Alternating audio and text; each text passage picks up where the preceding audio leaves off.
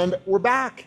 How are you guys doing today? Can you believe that it has been 101 days of this segment of the Cut series? Because I really can't, because it really doesn't make sense. Again, it doesn't make sense how good I'm still feeling in this compared to what I'm used to, but I think that really is just a reflection of figuring things better out as I've gone. And it also doesn't make sense because I thought yesterday was a fluke, because yesterday I weighed in 233 and I thought like, oh, maybe it's just a weird light weigh and I'm dehydrated or something. But I was even lighter this morning. I was like 233.1. So definitely not complaining about that.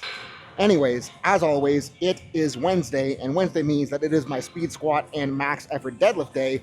And as promised, I have something much more exciting planned than a sumo deadlift for my max effort. And to clarify, by exciting, I mean it's gonna be more exciting for you than it is for me, because for me, it's probably gonna feel like shit.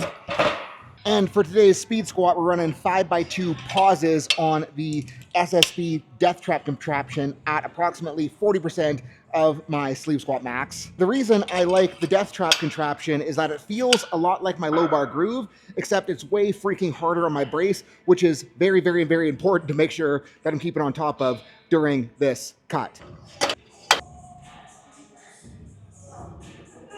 Also, back in the heel juice today, because if you watch the video that I posted, I guess, yesterday, for you guys, I talked about the importance of paying attention to leverage changes through a cut. And right now, being 233, I'm getting to the point where the leverage changes are really funky feeling, so I want to give myself the most opportunities that I can to practice with them. And like I was saying, even if this bar does look very weird, the groove feels super similar to my low bar squat. And if I'm in the heeled shoes with my low bar stance, things are gonna be even better. I really like the entertainment factor of talking to you in the bottom of a pause squat. I'm not sure how much I actually like doing it though. So I'm gonna shut up when I'm actually doing this set, but what I should mention is that that unrack was totally shitty because I was distracted due to talking. But what I meant to mention is that the hip funk I was experiencing on these last week is totally gone at this point, which I'm pretty okay with.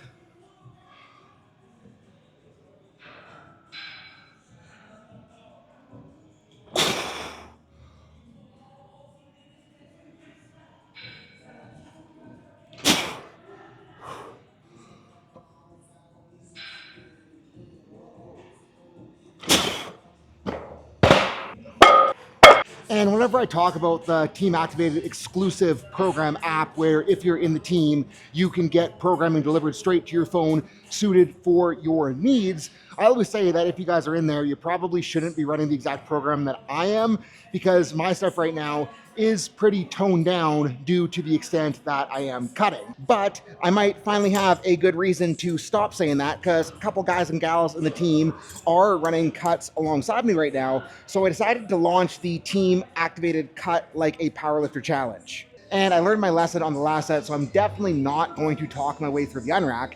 But the whole premise for that challenge is that I want to reward people in the team that are absolutely nailing their intent in the gym and nailing their diet, because with that challenge, whoever has the most weight loss with the least amount of performance decrease, or the most performance gain with enough weight loss to be part of the challenge, they're going to win some really cool stuff. And if you are currently cutting or need an excuse to start improving your body composition, the challenge could be a really good way to get some extra accountability with the check-ins, as well as get extra guidance from me as you go. And even if you're not cutting, the team is still so freaking sick, because it is a place where you can get direct coaching from me every single day on everything that you are doing, so we can help you every way that we can to make you a better lifter. But seriously, if your training is feeling stuck or you're on a diet and want to hold on to as much strength as possible, hit link below, join the team, because I want to coach you so that you can figure out just like that exactly what you need to be doing with your programming, with your technique, with your accessories, and with your intent,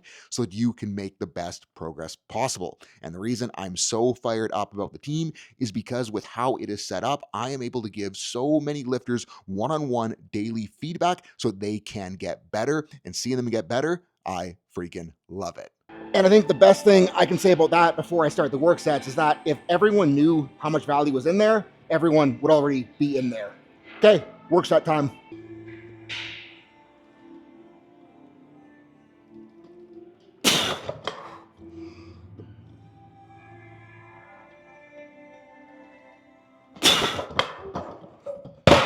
So much better than the flat shoes.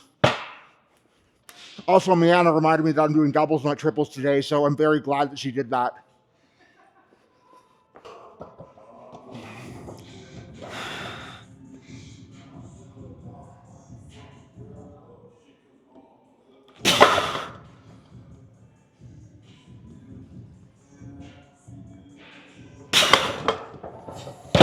Shorted the pause on one to try to make up for it with two.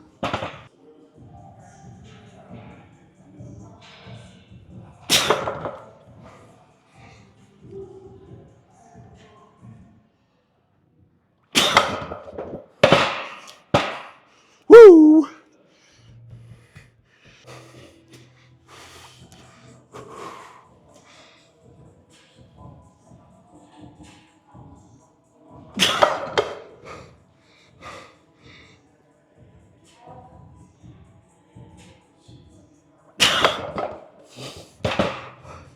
Started really cooking the rush times because I was like, doubles are easy, but after set 4, kind of regretting it, but we're almost done.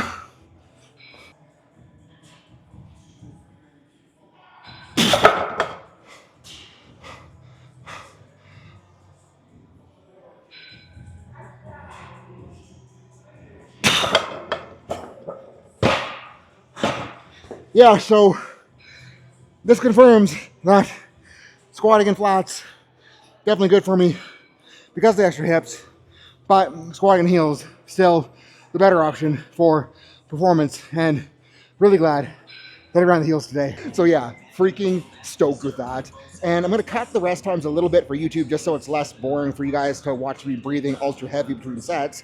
But the point I wanna make with that is I watched the tape back and it took me 2 minutes and 41 seconds to go from first set unrack to last set re-rack. And the reason I'm making a point out of that is one of the best ways to make speed work more effective is to absolutely cook your rest times, because if your rest times are cooked on speed work, it's going to force you to work harder against that light weight. And in order to get something out of speed work, because it's so light, we gotta work really hard to make it hard enough. Anyways, gonna rip the sleeves and shoes off and get set up for the fun for you, but probably not so fun for me, max effort deadlift variation. And we're gonna try a cool new transition. Did it work? Because for the sake of that whole making sure I still know how to use my levers when it's time to be strong again thing, we're gonna not make the same mistake I made last cut and stick some conventional pulling in to supplement the sumo work. And for that, we're gonna be running some conventional deficits today and still trying to figure out if I can make hook grip work. So yeah, fun for everyone but me. Still gonna have fun though.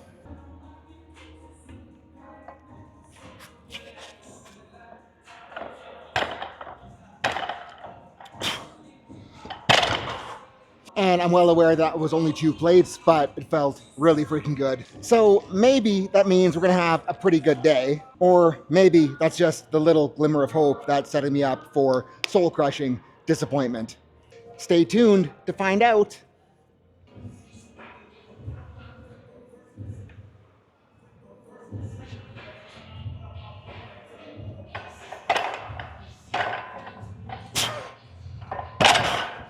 Conventional's cheating, but again, maybe that feeling as good as it does is just setting me up for future heartbreak, so gotta make sure my shit's together for 4. The biggest problem I have with conventional while losing weight is that as my belly goes away, I have less compaction in the bottom. And when I'm fat, I'm so reliant on using my belly to get tight in my start position that it always feels a little bit weird to wedge in when there isn't as much stuff there. But that's always the reason that I like sumos while cutting, because a sumo, there's also less stuff in my way getting to the bar, and I find it always helps me a ton with learning to create tension on my own. So hopefully it keeps working here.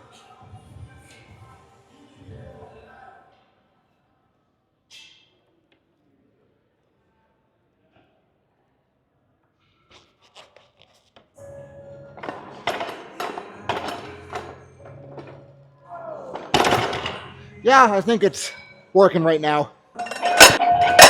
And if you guys remember the last time I pulled conventional here, it was 635 off the floor. That wasn't very good. So if I can get anywhere near that today off the deficit, I'm gonna be a very happy camper. So plan here is to smack this one so we can go up. And with that, got to be a little bit more cautious in how I'm setting my hook grip because I've realized that setting hook grip conventional is different than setting it sumo, which kind of makes sense. The things you learn when you've only pulled mixed grip your whole powerlifting career.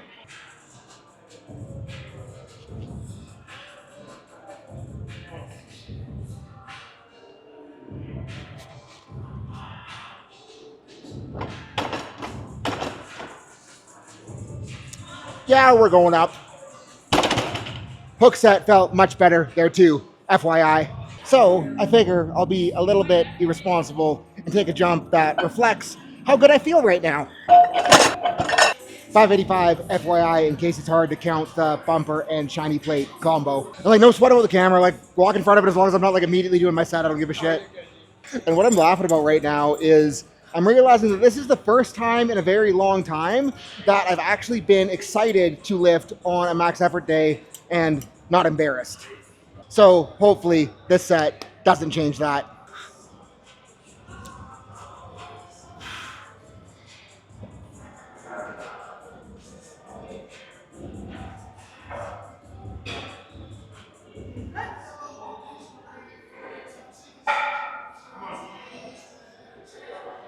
Fuck. Having so much trouble with my left hand. I'm just putting it in the wrong spot.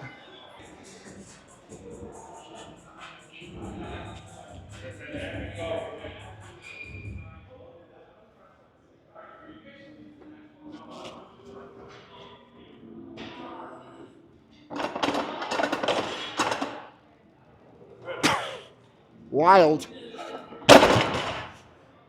Cannot complain too much about that, so I think another irresponsible jump.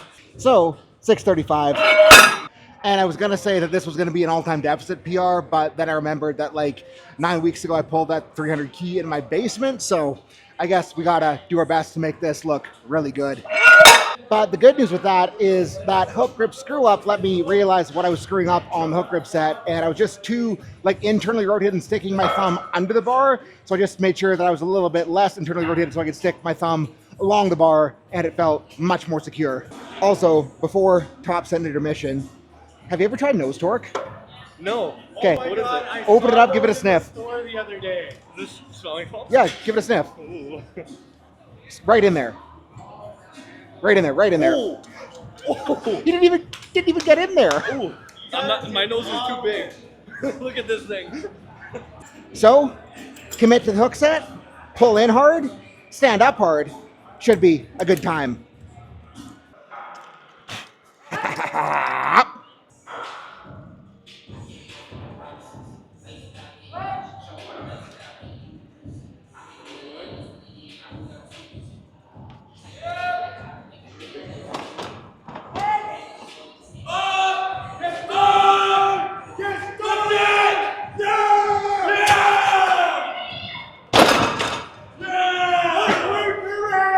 I have no idea what happened in the middle, but I'm okay the hook held.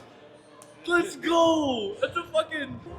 Update, unloaded the bar, watched the tape back, and definitely not thrilled with execution. I mean, you guys aren't blind, you can see what I did there, because I just totally botched the timing with the skinny guy levers. But what I am at least happy with is that, number one, that wasn't terribly weak like my return to conventional was on the last cut. Number two, hook grip felt rock freaking solid. And number three, like, if I can recover from that shitty of a start and still finish the lift, like, we got potential once I figure out my new body proportions. So, am pretty excited. And that has me thinking that I should probably go and grab my ATG Nordic bench and bring it in here so I have something a little bit harder to hit the hammies than what I have been doing. But we can do that next week because right now we got sumo stiff legs to crank on.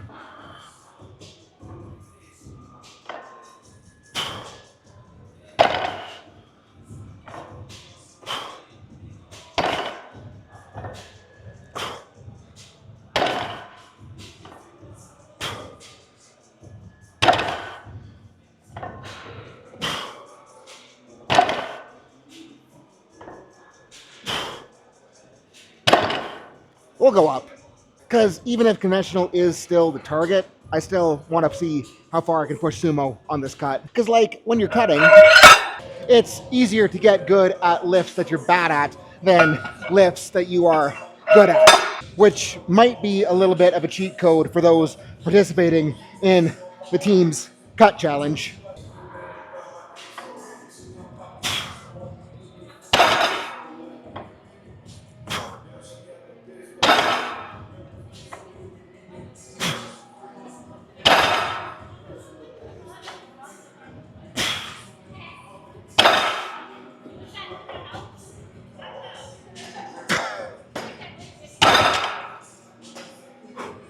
That was probably hard enough. And only going to run one top set there because right now at this stage of the cut, fatigue management is really the name of the game, so getting that all tracked up.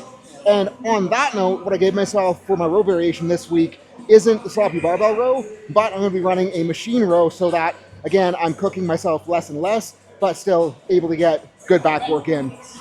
And for that, we're gonna run the chest supported T-bar, mostly because I love them and they feel great. And this one has a really short pad, which makes it really easy to round over so I can get that thoracic flexion and then pull my way back up into thoracic extension, which is really good for developing the ability to pull out of the bottom if you have a rounded upper back on your deadlift start position. But we probably need more weight, so I'm gonna put more weight on. Also going to try the lower handles because the higher handles felt a little bit high for the laddie intent that I'm trying to hit here.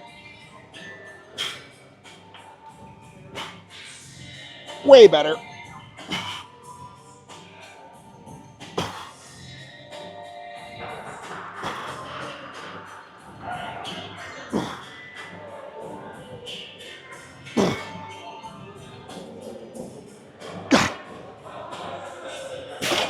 And that is the high quality chugging that I was looking for.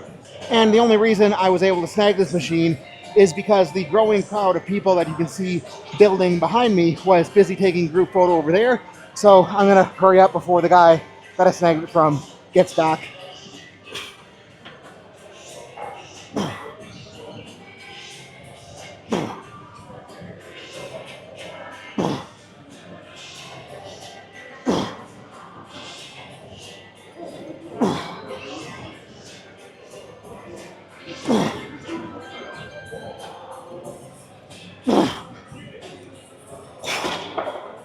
This thing is so freaking good. And I know I say that about every single piece here, but I'm not bullshitting. This is freaking insane. And Buddy wanted to hop on the chest supported row. And I'm supposed to be running some single leg RDLs next in this slot. So I figure what I'm gonna do is try out this ridiculously heavy unilateral Smith machine doohickey. And it feels much less heavy on a single leg RDL than it did for JM presses. So we're definitely gonna have to slap some plates on. Should not have racked the Smith machine so high. And hopefully this isn't way too heavy. No, that is about perfect for a good weight to really have to dig into.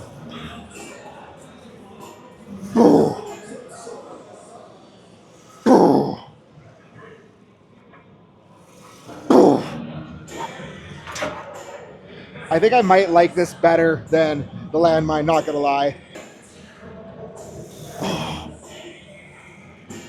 Because it's so much easier to balance because I can just hold on to the Smith, and because it's stabilized in the frontal plane and the... I can't talk right now. The point is, because it's stabilized in every plane except for up and down, I can crank into it harder, which is what I want. Okay, looking forward to round two.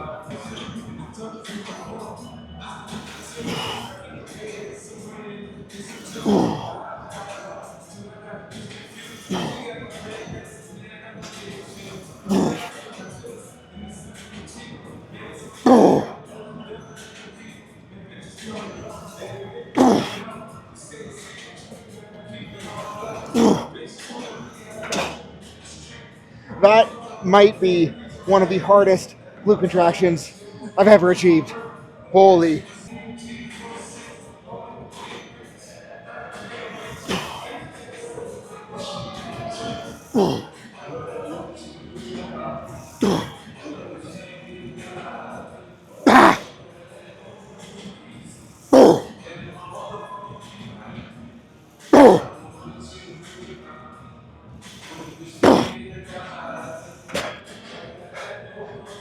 Yeah, I'm gonna be doing this again. And I don't know how apparent it is watching the video, but I'm making sure I'm doing in the bottom is not opening up, but trying to close off the hip, so I'm getting into that lateral hip and I'm accessing some hip internal rotation. And the best part about having the app for totally selfish reasons is that when diet brain is kicking and I can't entirely remember what I'm supposed to be doing, I have it right in front of me so I can remember what I'm supposed to be doing. And what that is some leg extensions. And they got this new guy in that I am quite excited to try because both Cole and Miana have really liked it so far, and I've been just like dying to see how that feels. Feels quite adequate. Like, it's not quite as bottom end crazy heavy as the one over there, but like there's enough in the bottom that I'm still working, and it doesn't really get softer at the top either. So I would say this is a very decent strength curve type dealio for an extension. And I probably got to put that a little bit lower because it's kind of an awkward spot on my chin, but I'll get a little bit of a pump before we do that.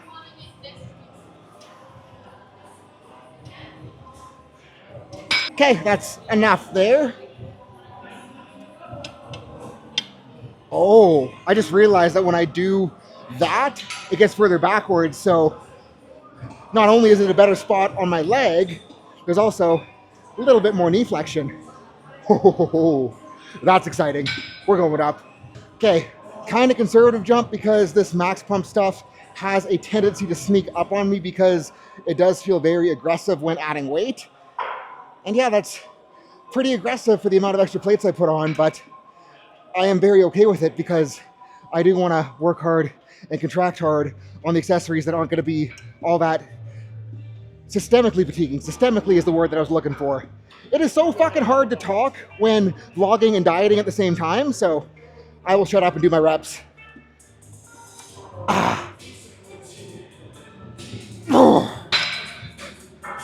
But that is utterly disgusting in the best way possible. And part of me right now wishes the gym wasn't so busy, because if it wasn't so busy, I would totally drop my pants so you guys can see the level of quad pump being achieved here. But, oh no, well, that's plan foiled. I am a confirmed idiot, so we're doing it anyways. But like, look at that. I can't take my hands off the seat to point to it, but I don't know, from this angle it looks pretty cool. Should probably get Miana to change the focus to make sure it's in. Oh. Because like the funnest part about dieting is like getting to look at muscles when they're flexing when you haven't actually seen the muscle flex for a very long time. Woo! That was worth it. Now I gotta solve this problem. Rob, the manager, walked by during that set and looked at me like, what the fuck is this idiot doing? So hopefully I don't get banned before the gym opens. Next up, we're running some squeezy pleasies, and don't worry guys, I am most definitely keeping my pants on for this, but as always, since this has been a movement that has been a little bit sketchy since I ripped all of my left adductors off in 2022, might put that video on the screen right now, it's a fun one, but since that incident, like, these have never felt good, but now that I have a good machine, I'm trying to take advantage of that so I can train the thing that I suck at in order to get the thing that I suck at, because if I can get the thing that I suck at to get better, then everything on top of that usually gets better as well. So that is the reason we're doing these, and that is why it is light and squeezy and so high rep, because I know that if I put actual like working weight on it, it wouldn't feel very good, and I want to make sure that I get off the thing feeling better than when I got on it. And I'm just gonna stop talking, and I probably won't film the next set because it's probably gonna be boring, so yeah. Ton of reps here, just going light, but going until it gets hard. And I know I said I was gonna stop talking, but apparently words keep coming out of my mouth, so we're just gonna let that happen until they don't, or something. But even if it's light, it's kind of getting hard. That's what she said. So we're just gonna dig in, big old pump, big old squeeze. And that's it. One more set, but committing to shutting the camera off. My plan for what's next was to run a GHR sit-up, because I knew that they got this guy in here, which the pad angle is probably too easy to make it worth running real GHRs on, but I thought I could still do sit-ups. And then I noticed that there's nothing to hold this guy in. And I feel like if that slid when I was doing a ginger sit up, it could end very badly. So we're gonna do something else, which is to be determined at this point. And I'm thinking for a combination of laziness and needs prioritization with the hip weirdness that I had on this day last week, we are just gonna jam on some banded hip flexor raises, making sure that I'm getting a little bit of hip extension to the bottom, a nice slow pull from that extended position so that I'm actually tagging the actual psoas, and we're just gonna crank this guy out until it gets hard. That's what she said again. Oh. And like I said this the other week, but the reason I find hip flexor training so important for powerlifting isn't that we need like super strong hip flexors. It's just that we need hip flexors to be good at doing their job in a squat and deadlift. And that job is pulling up as we are going into the bottom so we can get the femur to travel where it needs to travel in the hip socket, and we can stabilize against the hip extension that we're trying to create with the glute. And that set got harder, faster than I wanted it to. That's what she said once again.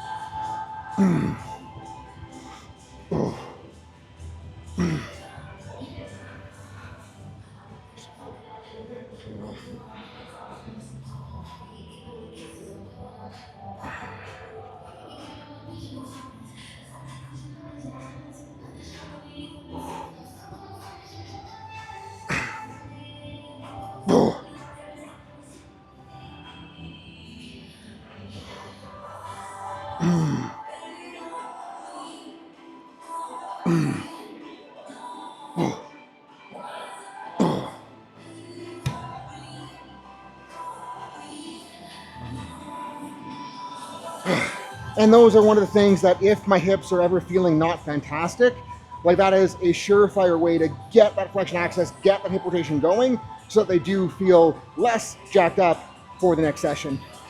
And like even with jacking up execution on that top set off the deficit, like I don't think I could be happier with everything right now, because the fact that I was able to recover from jacking up execution, like that means that my deadlift training is working. The diet being 233 this morning is working freaking insane.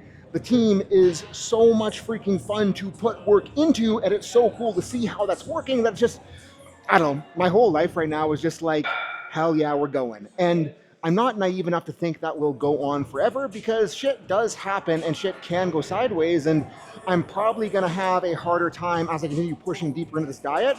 But I mean, like, for now, when the going is easy and the going is fun, like, we are gonna crank into it and get the most out of it that we can. And I think, like, on that note, everyone in the team is like, I don't know how you're able to keep up with this much. And I think like the best explanation for how I'm doing it right now is like, I truly enjoy it so much that it doesn't feel like work. And it's one of the very few things that I've ever experienced in life where I can just start going on responding to stuff in there, and then I just forget time, I forget what I'm doing, I forget meals, I forget to pee until it's almost like coming out of me right now, which probably isn't ideal, but the point is like, it is so enjoyable for me to get to help that many people that it becomes so easy to want to spend as much time in there as I am. And because I'm spending so much time in there and enjoying it so much, it's like everything else in life is getting better, because so much of my day is spent doing things that let me feel like I'm making a huge difference. And it's not just feeling like I'm making a huge difference, it's like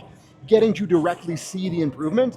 I don't know, it is just so freaking cool. And I'm so grateful that I now have that going on, because it's, I don't know, it's just fun, and it's blowing my mind how much better it continues to get as more people hop in there, because more people in there just means that I'm able to help more people, and the more people I'm helping, that's more people for people in there to see the help that I'm giving, and it just expedites everyone's learning process. So I'm gonna shut up about that now, but if you guys are watching to this point and you're not in there yet, like, do it. It is just, it's so cool, and you won't understand what it is until you're part of it. So yeah, I'm stoked. Peace out. Have a good rest of your night.